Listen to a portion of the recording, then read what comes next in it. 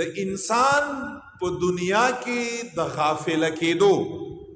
دا تقریبا علماو 15 وجه بیان کړي دي 15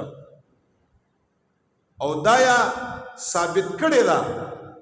او دا د دوی د تجربې نه تیر ده چې انسان نه چې په دنیا کې غافل جوړږي دغه 15 وجو نه انسان نه غافل جوړږي بدل کې ځان کې تاسو وګورئ وځ دا واورئ اول نمبر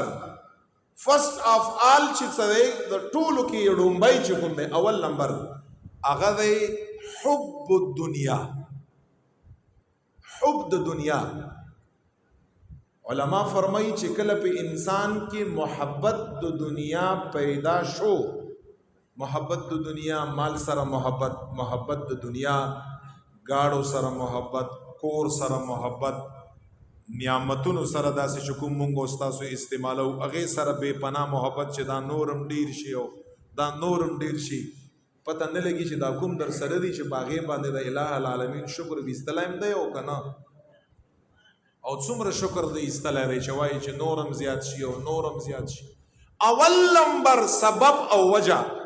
چې انسان نه په دنیا کې غافل جوړږي هغه حب د دنیا دی محبت د دنیا دی په زړه کې چې کله د انسان په زړه کې د دنیا محبت ډیر زیات شو بس علما فرمایي دغه انسان نه غافل انسان بیا جوړږي دا مړم شي خورا بیدار نشي دا انسان نعوذ بالله ځکه حضور مبارک فرمایي حدیث در توایما نبی علیہ الصلوۃ والسلام مبارک فرمایي حب الدنیا رأس كل خطیئت حضور مبارک فرمایي چې کچر تمانه پختنه کوي او مان تپوس کوي چې د هرې ګناه جړ او د هرې ګناه وجہ او سبب دا څه شی دی حضور مبارک فرمایي که مان پختنه کړی نو د هرې ګناه او د خطا جړ او سبب دا دنیا سره مینه او محبت دی هر ګناه بار نه کیږي چې چرته ګناهونه دي په هغې کې به ککړی چې په زړه کې د حب د دنیا وي ځکه حضور مبارک فرمایي رأس كل خطیئت